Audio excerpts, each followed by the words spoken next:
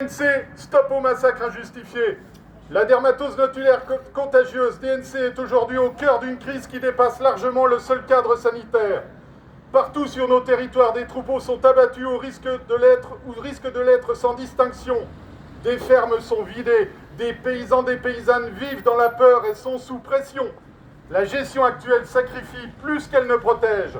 Elle détruit des vies, des savoir-faire. Elle fait fi de parfois plus de 100 ans de travail de sélection génétique dans les troupeaux.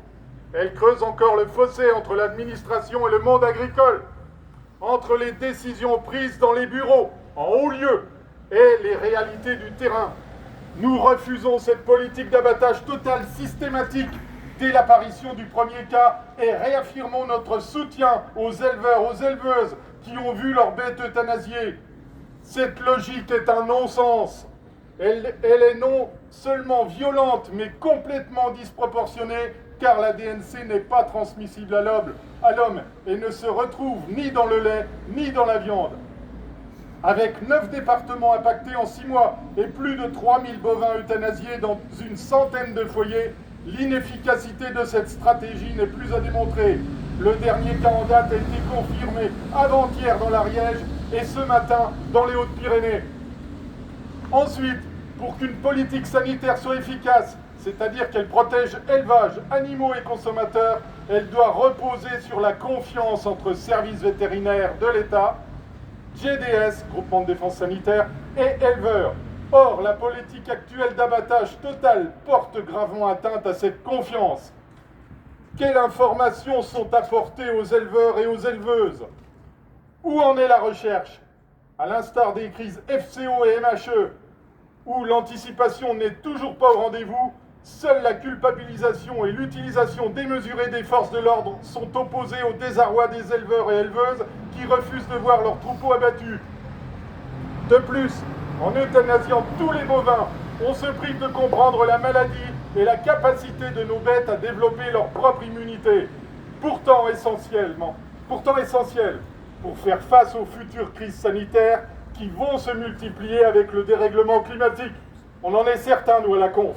Cette stratégie est l'aveu que la priorité n'est pas la protection des troupeaux, ni des éleveurs et des éleveuses, mais la protection des exportations, la protection d'une filière avec la FNB tout en haut, qui dicte son comportement à une ministre irresponsable. La vaccination est délibérément limitée car d'après le règlement européen, une vaccination étendue entraînerait un arrêt des exportations vers des pays comme l'Espagne et l'Italie. Ainsi, on préfère anéantir des élevages et limiter la protection immunitaire des animaux plutôt que de suspendre pour une durée limitée le commerce des veaux et des broutards. Or, les économies italiennes et espagnoles ont besoin de notre travail. On forme une filière tous ensemble. L'Italie a déjà accepté de recevoir des animaux vaccinés. C'est un premier pas. Mais voilà, cette crise semblerait être l'occasion de faire baisser les cours, ce qui justifie sans doute l'absence de réaction face au massacre des bovins en bonne santé et aucune réaction non plus de la part du tandem FNSEA-JA. Tous complices. Mais la Confédération paysanne de l'Allier a une autre stratégie. Cette stratégie est possible. Dans son étude de 2016 réalisée suite à l'apparition de la DNC dans les Balkans, l'Autorité européenne de sécurité des aliments estimait que sur un territoire où une campagne de vaccination large était menée, l'abattage total des troupeaux et l'euthanasie ciblée des animaux ont le même impact sur la lutte contre l'épidémie. Qu'attendons-nous? Que l'élevage français soit complètement déstabilisé à son tour pour justifier cette fois la signature du traité UE-Mercosur? C'est ça la stratégie? Question.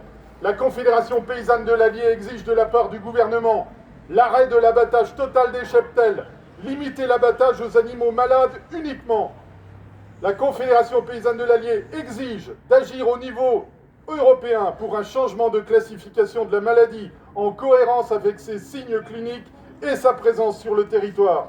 La Confédération paysanne de l'Allier exige une cogestion sanitaire regroupant tous les acteurs et mettant éleveurs et ses animaux au centre des préoccupations. La Confédération paysanne de l'Allier exige la possibilité de la vaccination en dehors des zones réglementées pour anticiper la propagation de la DNC. La Confédération paysanne de l'Allier demande un engagement de vrai travail sur l'immunité naturelle des animaux.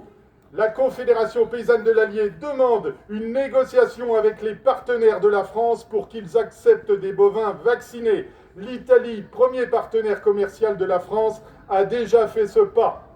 Il est grand temps de mettre en place une réelle politique sanitaire qui protège les éleveurs et leurs animaux, plutôt que de constamment justifier leurs sacrifices. Merci. Ouais.